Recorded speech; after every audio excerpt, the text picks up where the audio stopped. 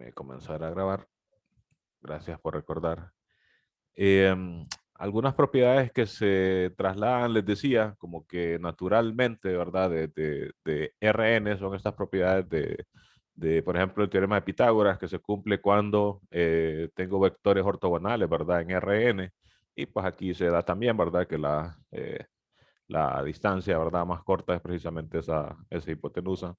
Em, y es la suma, ¿verdad? De las normas al cuadrado de cada uno de los dos vectores. O sea, el típico teorema de Pitágoras, ¿verdad? Y se puede generalizar, ¿verdad? Si se cumple para dos, entonces se puede generalizar para una cantidad finita, arbitraria de vectores que son ortogonales entre sí, ¿verdad?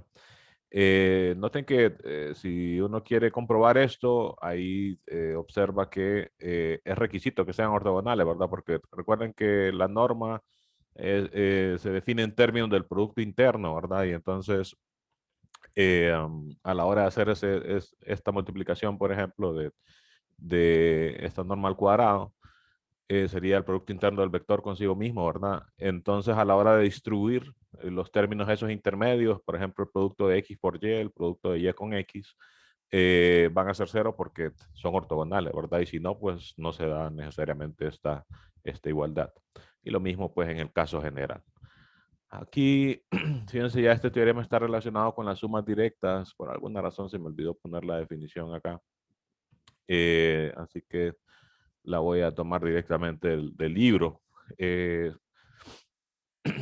Normalmente en cursos de álgebra lineal se habla un poco de esto, ¿verdad? Pero es una cuestión como que bien teórica, así que es probable que no necesariamente la hayan trabajado. Por ejemplo, qué sé yo, en el curso de álgebra lineal numérica, como es más aplicado el curso, ¿verdad? Que teórico, pues probablemente no necesariamente hayan hablado mucho de esto. Así que fíjense que es una suma directa.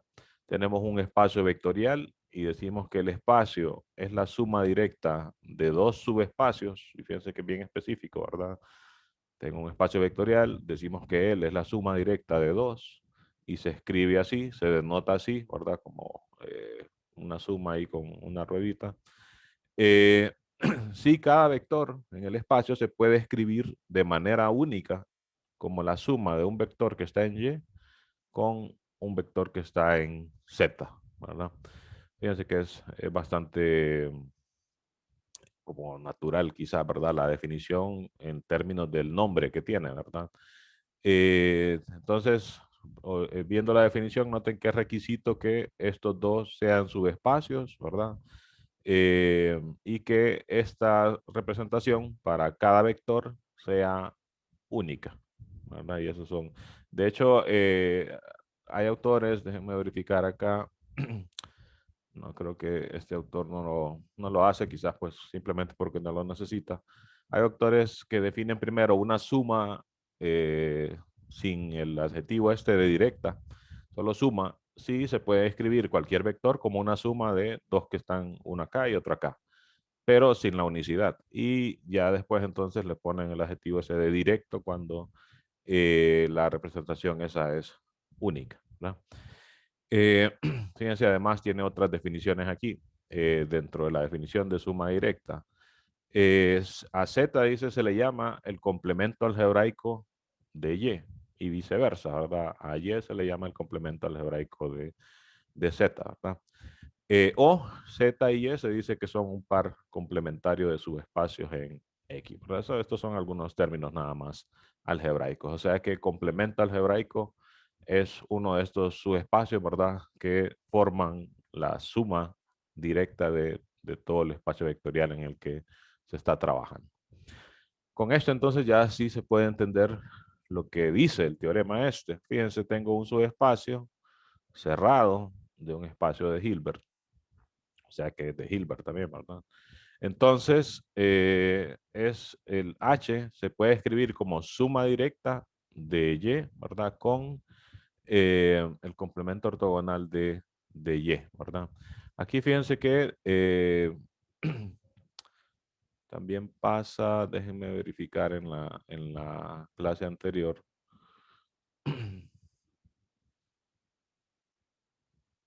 Sí, pensé que ya lo había, pensé que ya lo había definido eso también. pero no, así que déjenme buscarlo por aquí. Aquí nomasito está. Eh, que como les he dicho varias veces, la memoria a mí me traiciona. Yo juraba que ya les había hablado de esto. Eh, entonces, fíjense lo que dice esta otra definición. El complemento ortogonal de un subespacio Y, ¿verdad?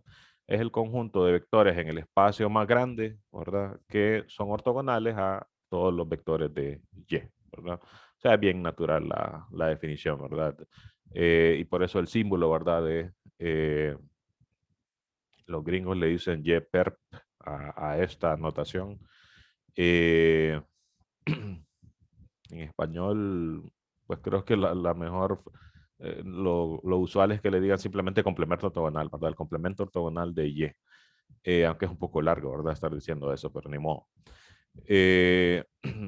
No he escuchado yo que en español usen la expresión esa YPERP y PERP como para referirse a que es relacionado con lo perpendicular, ¿verdad?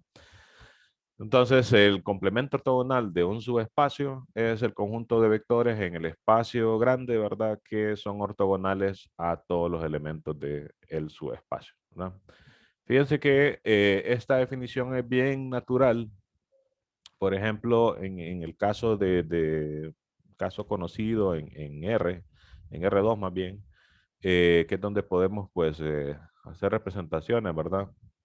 En R2, lo que ocurre, por ejemplo, es que si yo tengo un subespacio, ¿verdad? Como queriendo ilustrar eh, por qué llamarle a eso complemento ortogonal, o bueno, ver simplemente que la definición tiene un aspecto geométrico que es bien natural. Fíjense que si tenemos en R2, ¿verdad? Un subespacio, pues ya sabemos que los subespacios de R2 no son muchos, ¿verdad? Solo los triviales, ¿verdad?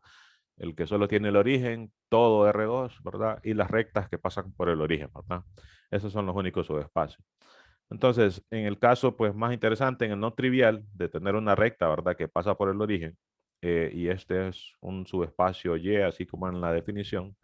Entonces, fíjense que quizás lo natural a pensar, ¿verdad? De que va a ser el complemento ortogonal de Y, así como pensando nada más en el nombre que tiene, ¿verdad?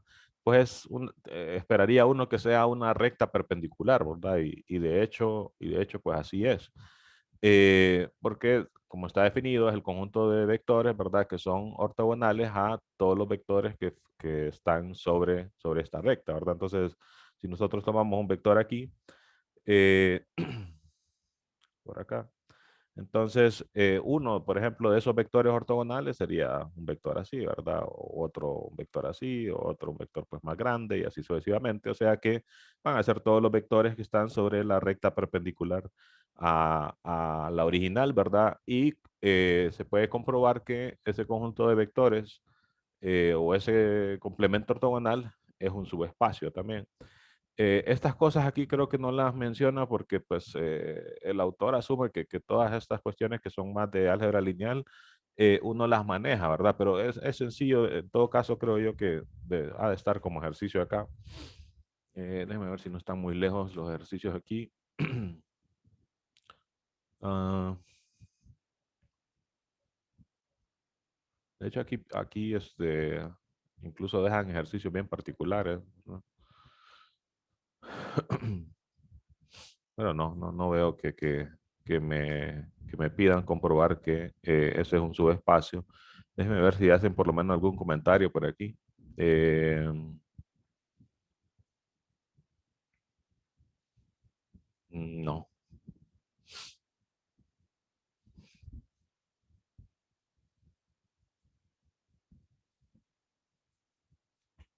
no, no veo por ninguna parte que lo mencione.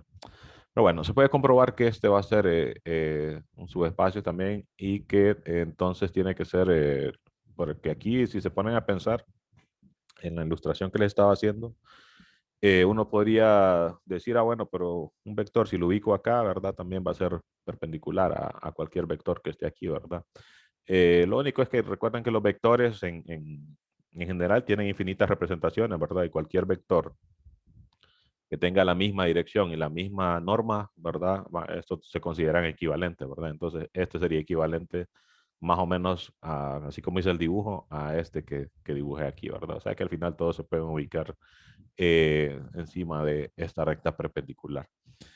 Noten que, por ejemplo, si uno quisiera comprobar que el ortogonal, ¿verdad? Es un subespacio, pues el origen siempre va a estar ahí, ¿verdad? El cero, ¿verdad? Siempre va a estar aquí, porque cero, pues, por definición de producto interno, el producto interno con cualquier otro vector de cero, con cualquier otro vector va a ser cero. Eh, ¿Qué más? Ocuparía ver que se preserva la suma, que se preservan los productos por escalares.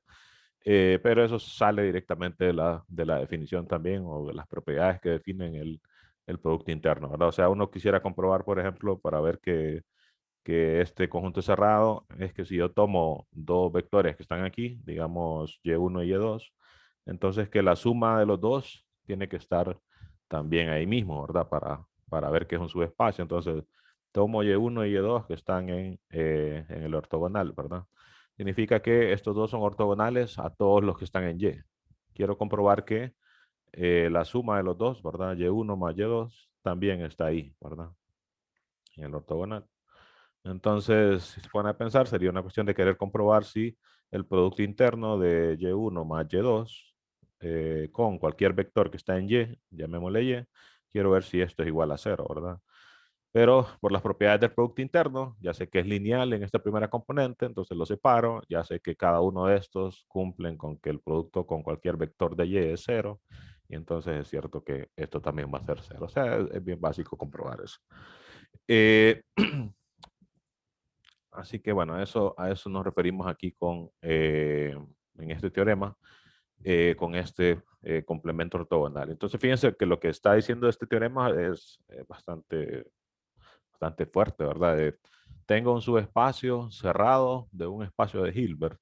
Entonces ese espacio se puede escribir como suma directa de vectores que están en Y con vectores que están en el ortogonal a Y, ¿verdad? Eh, en general es bien fuerte, pero la idea de ello pues es bien simple realmente. Si yo tengo dos espacios que son ortogonales, así como estos dos, fíjense que aquí estaríamos diciendo que cualquier vector de R2 yo lo puedo escribir como la suma de uno que está en Y con otro que está en este ortogonal. Si ustedes hacen pues un poco de pensamiento a eso, pues eso tiene que ver con que si yo tomo dos vectores que están aquí, como son ortogonales, van a formar una base para R2 y ya con eso pues tengo lo que quiero, ¿verdad? Si dos vectores de acá forman una base para R2, entonces cualquier vector de R2 lo puede escribir como combinación lineal de ellos dos, ¿verdad? Y como son subespacios, entonces, por ejemplo, alfa por Y1 va a estar en Y, digamos, o cualquier constante por un vector que está en Y va a seguir estando en Y por ser subespacio, ¿verdad? Y lo mismo pasaría con vectores que están en el ortogonal, ¿no? Ok. Entonces veamos cómo se comprueba esto. Aquí fíjense que va a tener mucho que ver los teoremas de la clase anterior, pero bueno, vamos por partes. Primero, como H es completo y Y es cerrado, también por resultados anteriores, entonces Y es completo, ¿verdad? Cerrado entre completo, completo, ¿no? Como Y es convexo, eh, sería por ser subespacio, ¿verdad? Por ser subespacio, entonces, déjenme escribirlo acá. Porque aquí no me dicen que es convexo, ¿verdad? Me dicen que es un subespacio cerrado, pero como es un subespacio, entonces cualquier combinación de este tipo de vectores que están en Y también va a estar en Y, ¿verdad? Por ser subespacio. Y entonces en particular, las que definen los conjuntos convexos, ¿verdad? Que era una combinación lineal así, ¿verdad? Alfa por Y más 1 menos alfa por Y y tiene que estar en el mismo conjunto. Entonces, esto para cualquier Y siempre va a seguir estando en Y, o sea que los subespacios siempre son convexos, ¿verdad? Por esta propiedad de ellos mismos, ¿verdad? Así que bueno, regresé, aquí estábamos. Entonces, como ya es convexo, ¿verdad? Por ser un subespacio, entonces aplican los teoremas de la clase anterior, ¿verdad? De manera que, recordando, por lo menos los enunciados, acuérdense que era la cuestión de la existencia de ese vector único, ¿verdad? Que minimiza la distancia entre el punto y un conjunto, ¿verdad? Eh, ¿Qué era esto, verdad? Y aquí lo principal es esto, ¿verdad? Esta conclusión de acá. Existe un único y tal que se cumple esta condición. Y lo del lema, ¿verdad? Que me decía además que este vector z es ortogonal a y, ¿verdad? Entonces, fíjense, tomamos eso, ¿verdad? Para cualquier x existe un y tal que se puede escribir como esta suma con z ortogonal, ¿verdad? Que es ya tomando lo que me da el lema, ¿verdad? Eh, y ahí se está tomando esta igualdad, ¿verdad? Como despejando para x, ¿verdad? X sería la suma de z más y ahí pues se está tomando así, ¿verdad? X como z más y con ese z ortogonal a y, ¿verdad? Que es esto, ¿verdad? Ya solo que con la nueva simbología esa del y ortogonal, ¿verdad? Del complemento ortogonal. Ok, y eso es parte de lo que quiero, ¿verdad? Porque quiero ver que cualquier vector que está en H lo puede escribir como suma de uno que está en Y con otro que está en el ortogonal. Ah, bueno, ya tengo, ¿verdad? Que ya tengo esa suma. Pero me dice aquí, o más bien de la definición de suma directa, ocupo que esa representación sea única. Entonces, para la unicidad, eso viene de notar de que si nosotros hacemos la intersección de y, ¿verdad? Con el ortogonal, el único vector que va a estar en esa intersección va a ser cero, ¿verdad? Porque pues la única opción para que un vector sea ortogonal consigo mismo, ¿verdad? Es que sea cero, ¿verdad? Eh, así que de ahí sacamos entonces el hecho de que sea única la representación, ¿no? Lo podremos escribir con detalle, ¿verdad? Si asumo que hay otro, ¿verdad? Y después utilizo el hecho de que esta intersección me da cero para ver que realmente tiene que ser único, ¿verdad? Pero bueno, para no alargar mucho la cosa, no voy a irme a todo detalle por detalle. Algunas cosas así que uno solo las dice, pues se recomienda a ustedes que es como convencerse, ¿verdad? Hay veces que de verdad algunas cosas, así es claro, eso de verdad. Hay veces que uno dice, sí, pero queda ahí un poquito como con duda, entonces es de ponerse a escribir, ¿verdad? Que hasta que uno escribe cosas así es que se convence, ¿verdad? Realmente de lo que le están diciendo o de lo que uno está leyendo, ¿verdad?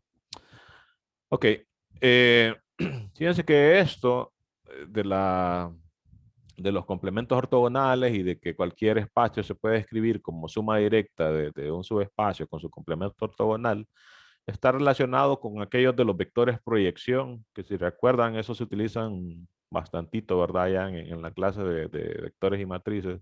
Y también se utiliza para hacer algunas demostraciones de teoremas relacionados con aproximaciones, por ejemplo, en álgebra lineal numérica.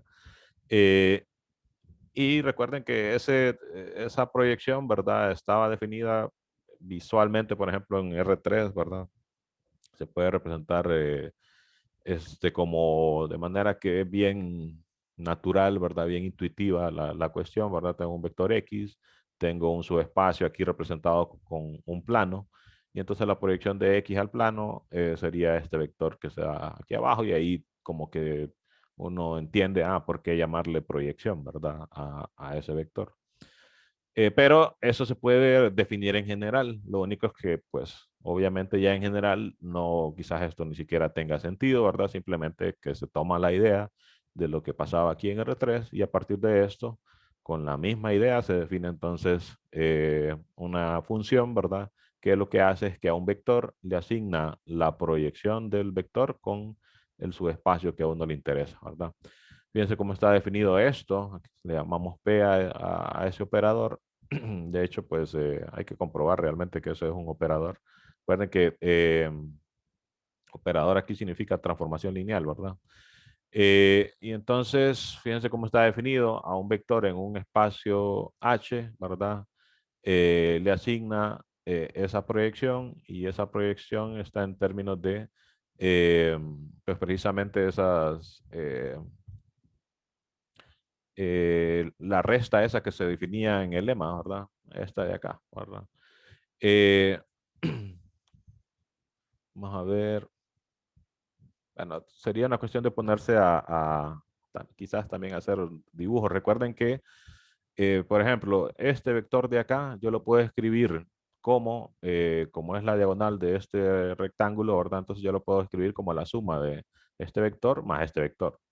O sea que aquí tengo precisamente eso que teníamos ahí, ¿verdad? Que X es Z más Y, ¿verdad? O sea, esto, ¿verdad? Está directamente relacionado con esos tres vectores que tenemos aquí en el lema, ¿verdad? Solo que, como les digo, está despejado a X, ¿verdad? X está escrito como Z más Y, ¿verdad? Entonces, el Z se le llama proyección con respecto a Z, ¿verdad? De X, y al Y se le llama proyección de X, ¿verdad? Con respecto al subespacio Y con el que se está trabajando. O sea que a esos dos vectores, Y y Z, le estamos poniendo un nombre y el nombre pues viene de la interpretación geométrica que se hace en R3, ¿verdad? Que allá pues tiene sentido llamarle proyección, ¿verdad? Quizás en otro caso pues no tenga tanto sentido, ¿no?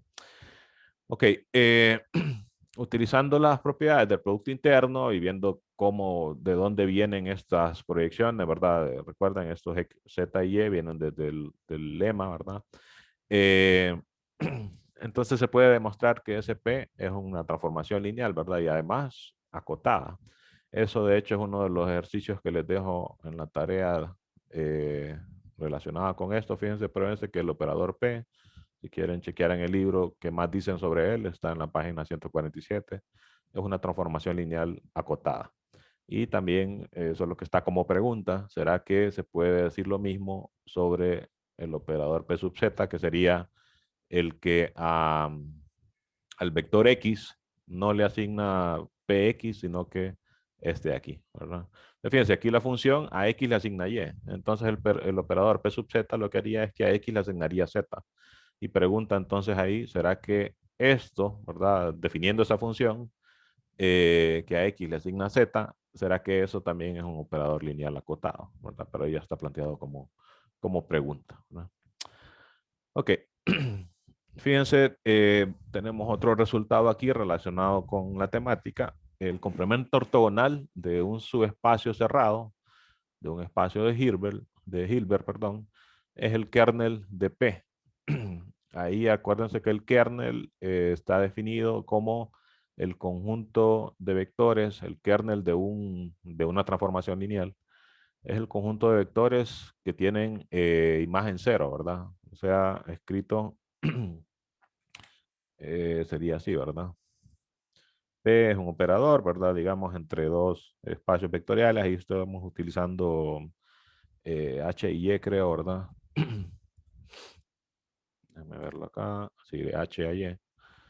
Entonces, P va de H a Y, ¿verdad? Que como son espacios de Hilbert, entonces son espacios vectoriales. Y entonces el núcleo de P o kernel de P está definido como el conjunto de vectores, ¿verdad? Que están en el dominio, los X que están en H, tales que su imagen, P de X, ¿verdad? Es cero, ¿verdad? El cero del espacio, del subespacio Y.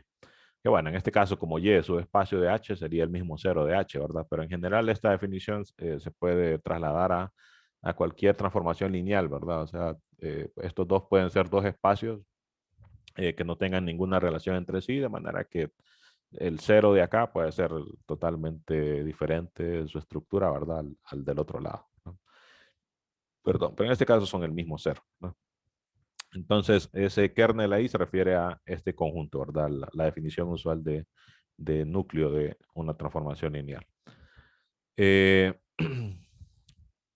entonces, aquí me está diciendo, fíjense, el complemento ortogonal es el kernel, ¿verdad? O sea, hay una igualdad entre Y perp y el núcleo o el kernel de P, ¿verdad? También se le llama espacio nulo.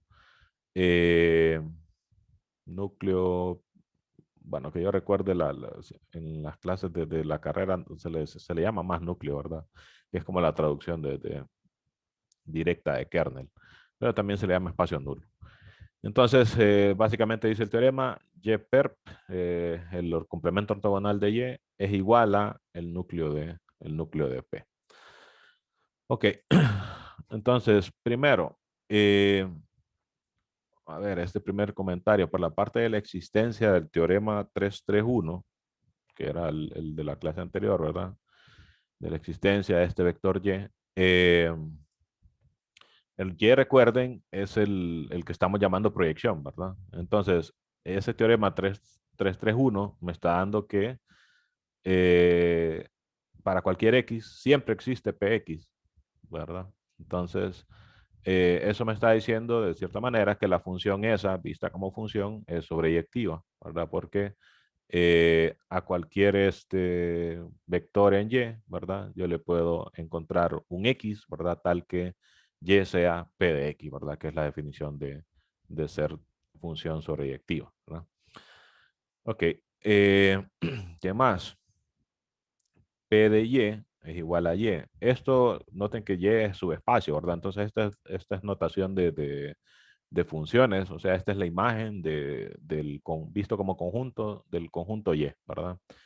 Y aquí estamos diciendo la imagen de Y bajo P es el mismo Y, ¿verdad? Porque si tomamos un vector que está en Y, entonces la proyección de Y sobre el mismo espacio, ¿verdad? Es el mismo vector, ¿verdad? O sea, en la ilustración esa que teníamos ahí, si este vector X estuviera digamos aquí en el plano, para ir concretamente a esta ilustración, entonces la proyección lo que me va a dar es el mismo vector, ¿verdad? Recuerden que estamos diciendo que esto viene de que X se puede escribir como Z más Y, ¿verdad? Pero si el vector está en Y, ¿verdad? Entonces no ocupo un Z, ¿verdad? En todo caso sería como decir que la representación del vector como suma, ¿verdad? Va a ser Y más cero, ¿verdad? Y sería simplemente Y, ¿verdad? Porque en este caso, pues el vector estaría en el mismo espacio. Por eso P de Y, ¿verdad? Así que el vector que me daría ese Y, ¿verdad? Que me dice el teorema que existe y es único, sería el mismo, ¿verdad? O sea, la proyección de un vector sobre el mismo espacio en que él está es el mismo, ¿verdad? Eh, por otro lado, la imagen del ortogonal es cero. Recuerden que la imagen de un conjunto es lo mismo que nosotros llamamos rango, ¿verdad? De la función. Entonces aquí estamos diciendo el rango de la función P, pero restringida a este conjunto, ¿verdad? Evaluada en estos puntos. En este caso estamos diciendo que es cero. A ver, interpretemos esto.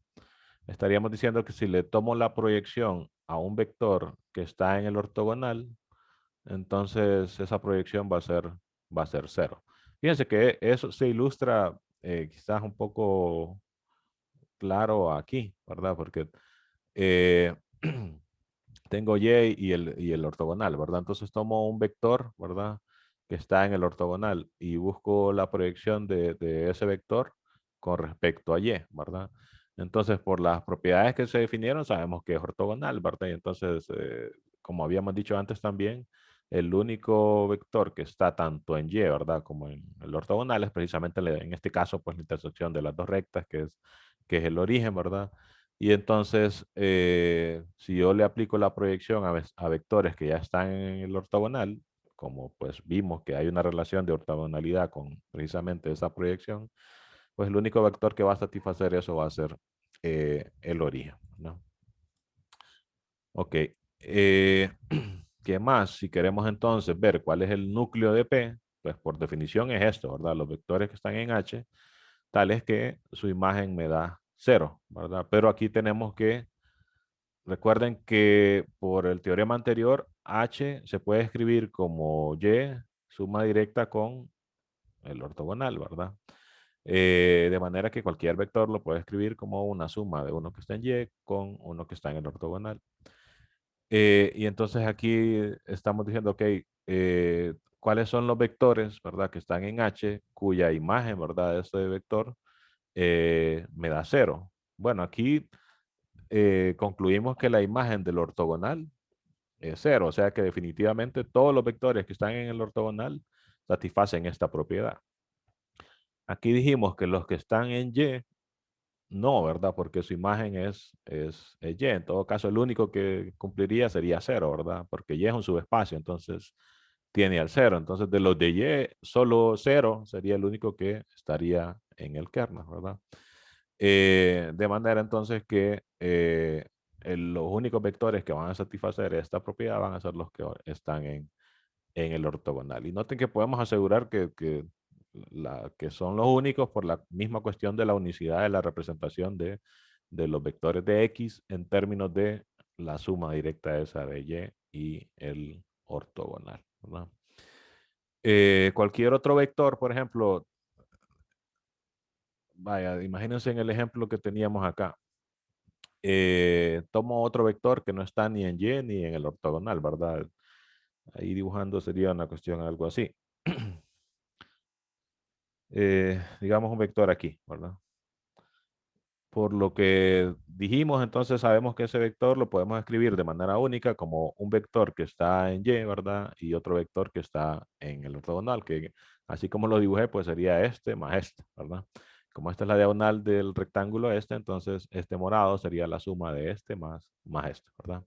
Entonces, digamos que ese vector le llamamos, qué sé yo, X, ¿verdad? Entonces, si yo evalúo P de X, ¿verdad? Eso, yo ya sé que aquí va a haber un vector que está en Y, ¿verdad? Y un vector que está en el ortogonal, de tal manera que X es, como les digo, la suma de esos dos. Llamémosle Y1 y a este llamémosle Y2. Entonces, P de X sería P de Y1 más Y2. Como ya dijimos que P es transformación lineal, pues eso sería P de Y1 más P de Y2 por ser transformación lineal. Y por lo que dijimos ahorita, P de Y1, como Y1 está en Y, va a ser el mismo Y1, ¿verdad? Y P de Y2, como Y2 está en el ortogonal, ese va a ser cero. O sea que para todos los otros vectores, la imagen va a ser Y1, ¿verdad? De manera, porque uno dice, ok, con lo que tenemos aquí, nosotros sí podemos decir, bueno, para los vectores que están en Y, su imagen es el mismo, ¿verdad? Para los que no, para los que están en el ortogonal, su imagen es cero. Pero para los demás, bueno, entonces para los demás sería esto que dijimos aquí, ¿verdad? Utilizamos el hecho de que se pueden descomponer como uno que está en un lado más el otro que está en el otro lado. Y utilizando lo que ya habíamos dicho ahí, pues concluimos que la imagen de este vector no es cero, salvo que sea cero, ¿verdad? Si es cero, pues entonces ahí sí. De manera entonces que, y acuérdense que esta representación es única también, ¿verdad? Así que los únicos vectores que están en el núcleo de esta transformación son los que están precisamente en el complemento ortogonal. Ok. eh, ¿Qué más? Eh, bueno, con eso aquí se terminaría la prueba de esto, ¿verdad? Esto ya son otras propiedades. Eh, Fíjense, el conjunto ortogonal o el complemento ortogonal, perdón, siempre es cerrado. Es un subespacio cerrado entonces, y si el espacio más grande es de Hilbert, entonces de ahí podríamos concluir que este también va a ser de Hilbert, ¿verdad? Fíjense, como notación se escribe el complemento ortogonal del complemento ortogonal como pues poner dos símbolos seguidos, ¿verdad? Eso de ortogonal. Y fíjense, pues uno sospecha, bueno, así como de repente pasa normalmente, ¿verdad? Con muchos operadores. ¿Será que si yo le calculo el ortogonal, al ortogonal, me da el espacio original o será que me deja el mismo ortogonal o qué, ¿verdad? Fíjense que estas siguientes propiedades son en relación a eso. Siempre va a ser que M va a estar contenido en el ortogonal, ¿verdad? Llamémosle que doble ortogonal para decirlo un poco más corto. ¿Por qué? Porque si tomo un vector que está en X, entonces yo ya sé que X es ortogonal a los vectores que están en su complemento ortogonal, ¿verdad? Porque esa es la definición. Y si X es ortogonal a los que están ya en el ortogonal, entonces eso es lo que se ocupa para estar en el doble ortogonal, ¿verdad? De manera que siempre va a ser que el conjunto original o el subespacio original va a estar contenido en el doble ortogonal. Pero para la otra dirección, que es lo que ocuparíamos para ver si son iguales estos dos, ¿verdad? Ya se ocupa un poco más. Fíjense que lo que dice este lema, si Y es un subespacio cerrado, entonces se da la igualdad. O sea que ahí sí se da la otra contenencia. O sea que en general esto da para pensar, ¿verdad? Que en general no va a ser cierto, sino que se ocupa que el subespacio sea cerrado, ¿verdad? Para que se cumpla la otra contenencia, ¿no? Entonces veamos por qué. Esto ya lo sabemos, ¿verdad? Porque fue lo que dijimos aquí, ¿verdad? Entonces lo que queremos ver es la otra contenencia. Entonces tomamos un X que está aquí y queremos ver que esté en el otro lado también. Por el teorema 334, que era el de la suma directa, yo ya sé que este X, ¿verdad? Lo puedo escribir como una suma de dos vectores, uno que está en Y y el otro que está en el complemento de Y, ¿verdad? Complemento ortogonal de Y. Noten que además, como ya tengo esta contenencia, ya sabemos que Y entonces además va a estar en el doble ortogonal. Como este es un espacio vectorial, entonces noten, eh, tengo que Y está en el doble ortogonal, tengo que X está en el doble ortogonal. Entonces, cualquier combinación lineal de X con Y van a seguir estando ahí porque es un subespacio, ¿verdad? En particular, esta combinación lineal, ¿verdad? Que es la resta de los dos. Esa entonces va a estar aquí en el doble ortogonal. ¿Qué quiere decir? Que Z entonces, si está en el doble ortogonal, significa que es perpendicular o ortogonal a todos los que están aquí, ¿verdad? Por definición, ¿verdad? Eh, pero Z, pues, por lo que dijimos aquí arriba, Z está en el ortogonal. Estamos diciendo, Z está en el ortogonal de Y, pero Z también es ortogonal a todos los vectores que están aquí, ¿verdad?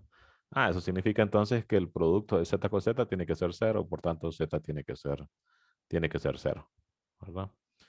Estamos diciendo Z está en el ortogonal a y Z es ortogonal a todos los vectores que están ahí mismo, ¿verdad? Entonces la única opción es que sea cero, ¿verdad? Y entonces, si Z es cero, esto es cero, por tanto X es igual a Y, ¿verdad? Y como Y dijimos que estaba en Y, ¿verdad? Y si X es igual a Y, entonces también X va a estar en Y, que era lo que quería, ¿verdad? Empezar con que X estuviera aquí y llegar a que X estuviera en Y también, que es lo que obtuvimos al final. Así que para que se dé esa como igualdad que uno sospecharía que se daba, se ocupa que el subespacio sea cerrado, ¿verdad? Eh, déjenme ver. Fíjense que así como está escrita la cosa, parece que no se ocupa, ¿verdad? El hecho de que sea cerrado, pero el problema es que en el teorema 334 esa era una hipótesis, ¿verdad? Acá. Y es un subespacio cerrado, entonces esto ocurre. Entonces ahí implícitamente estamos utilizando esa hipótesis, ¿verdad? De que no lo utilizamos directamente aquí, pero cuando decimos por el teorema tal, bueno, es que ahí la estamos utilizando porque si no pasara eso, no podríamos asegurar que esto es cierto, ¿verdad? Ok, así que Y es siempre el complemento, el doble complemento ortogonal siempre y cuando Y sea cerrado, ¿verdad? ¿Qué más? Fíjense, esto es una caracterización, o sea, es un teorema del estilo sí, solo sí, y es una caracterización de densidad. Entonces veamos qué dice. Cuando cualquier subconjunto no vacío, fíjense que solo está hablando como conjunto, no tanto interesa la estructura de espacio.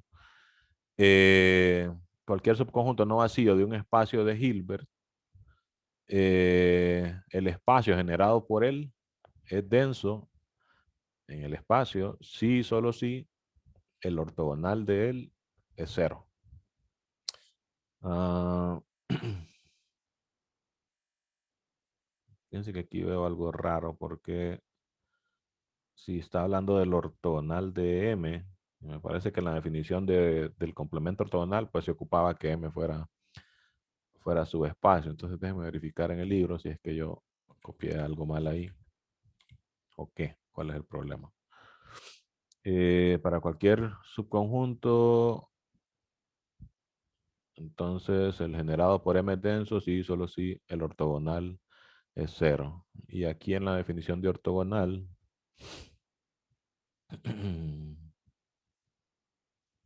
más arriba, aquí.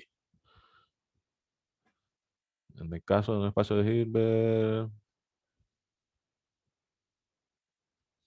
aquí da a entender como que tiene que ser subespacio en la definición, ¿verdad? Pero pongámonos a pensar. La definición solo me dice son los vectores que están en el conjunto, ¿verdad? Tales que son ortogonales a todos los que están en el otro. Si solo es un conjunto, no importando si es un subespacio o no, eh, sí, no habría problema para calcular eso, ¿verdad? Es como, pónganse a pensar, por ejemplo, aquí en R2, que es donde uno pues maneja más. En vez de haber comenzado con un subespacio, que pues aquí dijimos que tenía que ser una recta que pasa por el origen, si hubiese empezado con una recta, por ejemplo, no necesario, si va a ser un conjunto arbitrario, pues no necesariamente tendría que ser recta, ¿verdad? Pero para no irnos tan lejos, imagínense que hubiera considerado una recta aquí. Entonces el ortogonal siempre lo hubiera podido calcular, ¿verdad? O sea, dentro, perdón, encima de esta recta siempre hay una cantidad de vectores y a ellos yo puedo calcularle cuáles son los que son ortogonales a todos los que están aquí, ¿verdad? Y de hecho, así como la dibujé, que es como paralela a la que tenía antes, me va a dar esta misma, ¿verdad? La perpendicular a ella, pero que pasa por el origen, porque esta sí tiene que ser subespacio. O sea que en la definición no es requisito. Déjenme anotarlo aquí porque, no, pero aquí de hecho no lo había puesto, ¿verdad? Como definición. El conjunto ortogonal es un conjunto. Ujú. No, de hecho aquí lo puse en general, ¿verdad?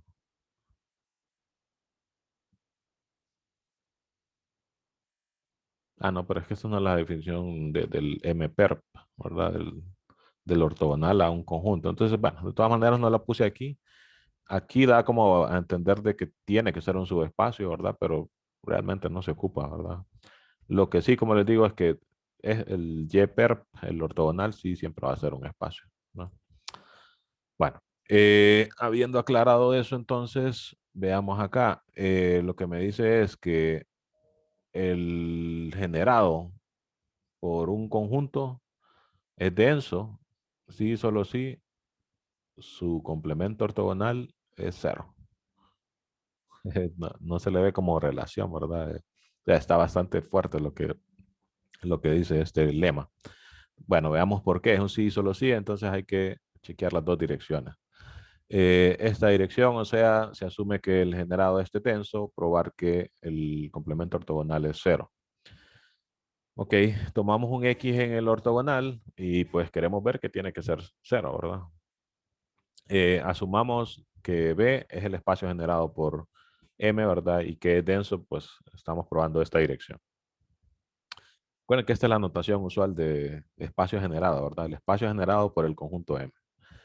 Entonces X está en la adherencia o clausura de B, que es H porque es denso, ¿verdad? O sea, densidad, pues hay varias formas de verlo, pero una es que la clausura del conjunto es todo el espacio, ¿verdad? Entonces, como X lo tomamos en el ortogonal, eh, vamos a ver.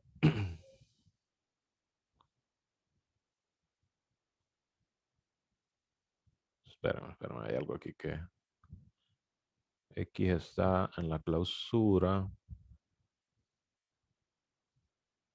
porque este está contenido en H. Déjenme ver, hay algo que no le veo como sentido.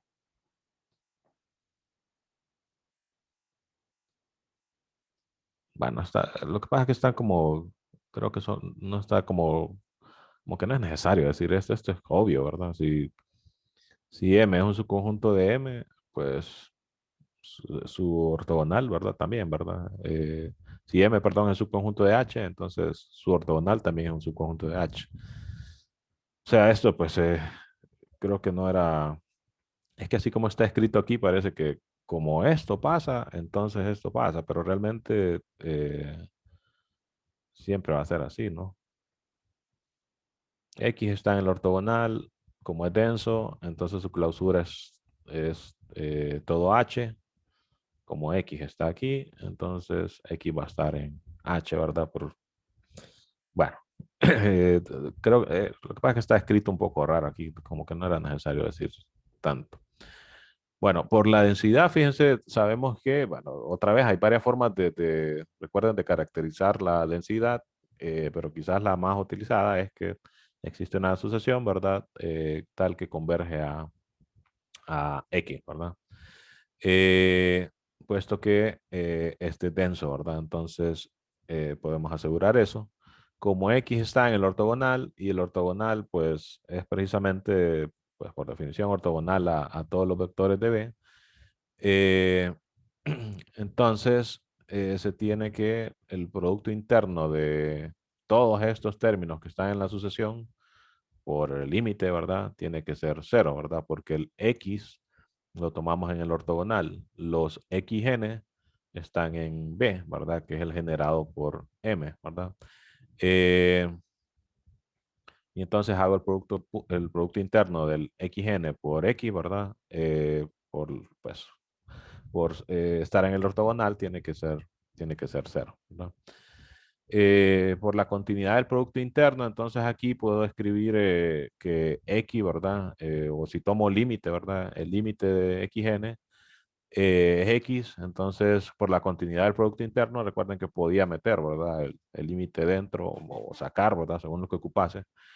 Entonces, X lo puedo escribir como el límite de XN. En este caso, lo que se está haciendo es como tomar el límite, ¿verdad? Aquí. Y entonces, el límite de XN es X, o sea que esto converge a esto, ¿verdad? Esto ya visto como sucesión de números, ¿verdad? Reales o complejos, ¿verdad? Según el caso. Eh, y esto implica entonces que como esto es cero, ¿verdad? Entonces, si este tiende a entonces este tiene que ser cero. Y eso implica que el vector X tiene que ser cero, ¿verdad?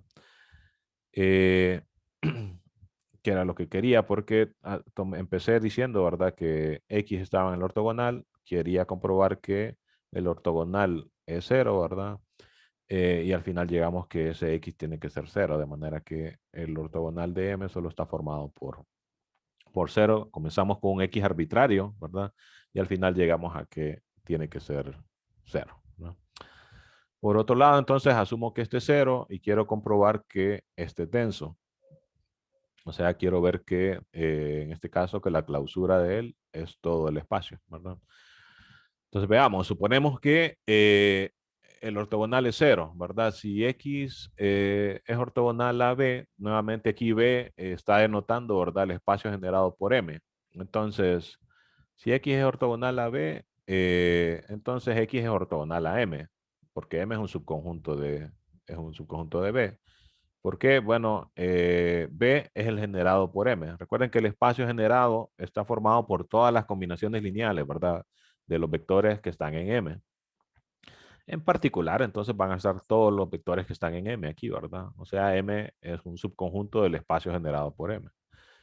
Eh, que es lo que estamos diciendo aquí, ¿verdad? Entonces, si X es ortogonal a todos los vectores de B, entonces en particular va a ser ortogonal a todos los vectores de M, ¿verdad? De manera que X está en el ortogonal de M, ¿no? Eh, entonces, eso implica que, por hipótesis, como el ortogonal de M es 0, ¿verdad? Implica que X es 0 y entonces el ortogonal de B también es 0 porque comenzamos con un vector X que es ortogonal a B, ¿verdad? Arbitrario otra vez. Llegamos a que es 0, o sea que el conjunto ortogonal de B es 0, ¿verdad? Ok, como B es un subespacio, ¿verdad? De H, pues por definición, ¿verdad? El conjunto de combinaciones lineales siempre es un subespacio. Entonces podemos aplicar el teorema 334. Vamos a ver, con Y igual a la clausura de B. Entonces recordemos el teorema 334, que era el de la suma directa, dice, y lo vamos a utilizar con Y como, fíjense, solo antes, porque está un poco aquí largo, ¿verdad? Donde tengo uno y el otro. Noten que aquí Y tiene que ser subespacio cerrado, ¿verdad? Y siempre que eso pase, entonces puedo utilizar el resultado de suma directa. Entonces, Y lo ocupo como espacio cerrado. Entonces, lo que estamos diciendo aquí es que como B es un subespacio, entonces podemos aplicar el teorema no necesariamente a B, pero sí a la clausura de B, porque ocupo, para utilizar el teorema, ocupo que sea cerrado. Quizás B no lo sea. Ah, bueno, tomo de su clausura y esto tengo seguridad que es cerrado, ¿verdad? Entonces a este sí le puedo aplicar el teorema, de manera que puedo escribir entonces Y como suma directa, ¿verdad? Eh, por la continuidad del producto interno, vamos a ver esto, tenemos que el ortogonal de este va a ser el mismo ortogonal de B y este va a ser 0 por lo que habíamos dicho acá. Ah, pero déjenme ver aquí, como que sí falta un detalle, ¿verdad? El ortogonal de la clausura de B va a ser el ortogonal de B.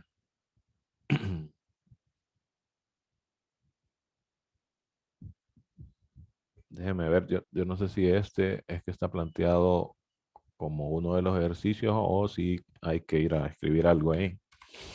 Vamos a ver, aquí escogí 7, 8 y 9. Fíjense relación de propiedades de los ortogonales esos. Y otra propiedad, otra caracterización de cuando se da esta igualdad. O sea que no, no es parte de eso. Vamos a ver entonces. Eh, queremos ver que el ortogonal de la clausura de B es el mismo ortogonal de B. Vamos a ver, tratemos de escribir eso. Entonces tengo el ortogonal de la clausura y quiero ver que es igual a el ortogonal de B. Y aquí afirmamos que es por la continuidad del producto interno. Entonces, vamos a ver. Si escribimos la definición de cada conjunto, solo como para ver qué es lo que queremos realmente, pues este de acá, ¿verdad? Son todos los vectores que están en H, tales que pues son ortogonales, ¿verdad? A cualquier Y, ¿verdad? Que está en la clausura de B. Mientras que el otro, ¿verdad? Este de aquí, son todos los X que están en H, tales que X es ortogonal a Y, donde Y es cualquier vector que está en B. Ujú. Ah, bueno, pero ahí ya escribiéndolo así, fíjense que sí se ve como que se entiende la afirmación, porque, pues bueno, en particular pasa que B está contenido en la clausura, ¿verdad? Entonces, para los Y que están en B, pues es clara la igualdad. Si hay algún vector, ¿verdad? En la clausura que no está en B, ¿verdad? Entonces, ese es un punto límite, ¿verdad? Y entonces, lo que ocupo es ver que el producto interno con cualquier vector que va a estar en B va a ser 0. Y ahí es donde viene lo de la continuidad. Como es un límite, entonces yo lo puedo escribir como límite de una sucesión de puntos que están en B, ¿verdad? Y ese límite lo puedo meter y sacar del producto interno. Aquí es donde les digo que hay veces que hay ciertas afirmaciones que quizás no se ven, y de hecho no estoy escribiendo todo el detalle, ¿verdad? Solo estoy medio tarareando ahí. Igual les recomiendo que lo escriban bien, ¿verdad? Porque la cuestión más o menos sería decir, ok, si tomo un Y que está bueno, ya he utilizado varias veces Y, digamos un Z que está en la clausura de B, pero que no está en B, ¿verdad? O sea, estaría en la frontera, ¿verdad? Bueno, de hecho nosotros aquí estamos más utilizados a utilizar la diferencia así, ¿verdad? Eh, Entonces, este Z yo lo puedo escribir como límite, ¿verdad? De Zn, donde Zn son elementos de B, ¿verdad? Porque está en la clausura, o sea que es un punto límite de alguna sucesión que está en B. Entonces, yo quisiera ver, para ver que estos son iguales, porque una contenencia es como evidente, que sería que este está contenido acá. Entonces quisiera ver que este va a estar contenido acá, ¿verdad? O sea que para estar contenido acá, ocupo ver que este elemento es ortogonal con los que están en Y. Entonces tomaría el producto interno, ¿verdad? De Z con algún Y, ¿verdad? Que está en B, ¿verdad? Y quiero ver que esto es igual a cero. Ah, pero el Z lo puedo escribir como el límite de Zn. Eh, y por la continuidad, y ahí es donde se utiliza, ¿verdad? Este límite lo puedo sacar, ¿verdad? Y ponerlo así. Y como los Zn están en B y Y está en B, entonces este producto, ¿verdad? Es cero.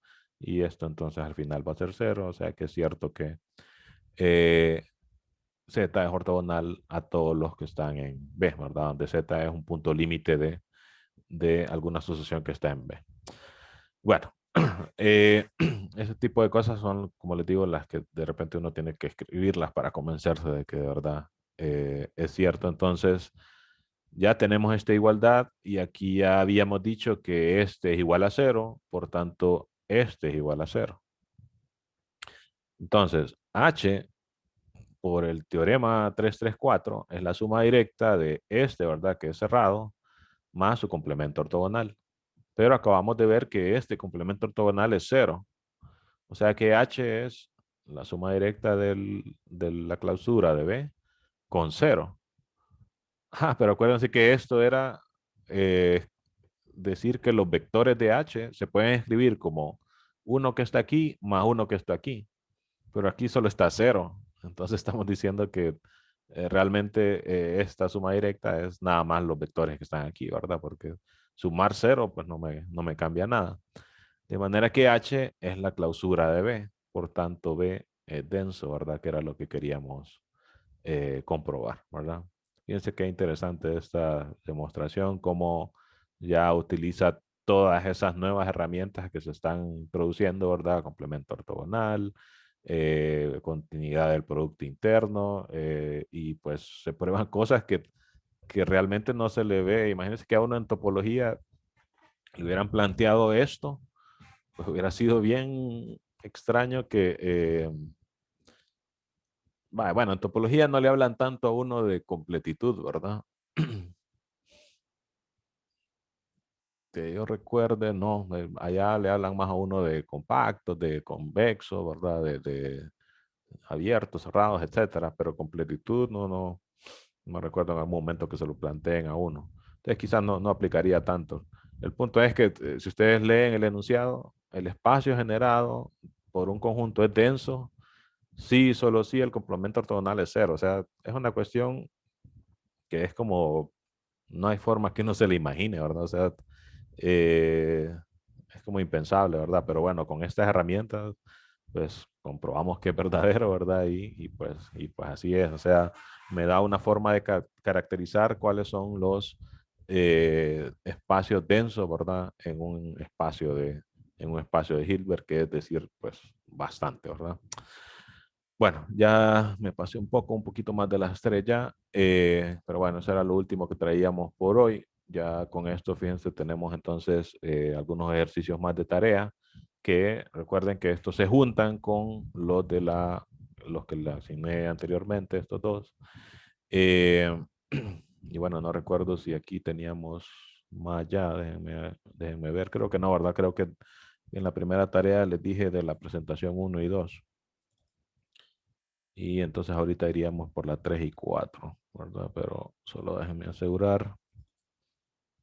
Ah, no, no era esto, era aquí. Aquí. No, de hecho la mejor forma de asegurar es ir al campo, ¿verdad? Entonces voy a ir allá. para no decirles algo falso. Ok, espacios. Aquí me voy a ir a los avisos. Tarea uno con los ejercicios de la presentación uno y 2. O sea que esos ya estaban, ya los habían hecho, ¿verdad? Supuestamente. Ok, entonces por ahora tenemos estos dos, ¿verdad? Y estos tres y este, ¿verdad? Que viene siendo como dos en uno, ¿verdad? Probar que este es lineal y acotado y tratar de ver, ¿verdad? Ya sea probar que es verdadero o falso, si este otro, ¿verdad? P sub z, se puede decir lo mismo, ¿verdad? Por ejemplo, si uno comprueba que no es lineal, pues ya ahí se acaba el problema, ¿verdad? Si es lineal, entonces veo si se puede ver si es acotado también, ¿verdad? Ok, nos quedamos aquí entonces por hoy. Solo, bueno, no sé si tienen alguna pregunta en general, ya sea de todo esto que hablamos hoy o de alguna otra cosa relacionada con la clase. Recuerden, pueden escribir o levantar la mano.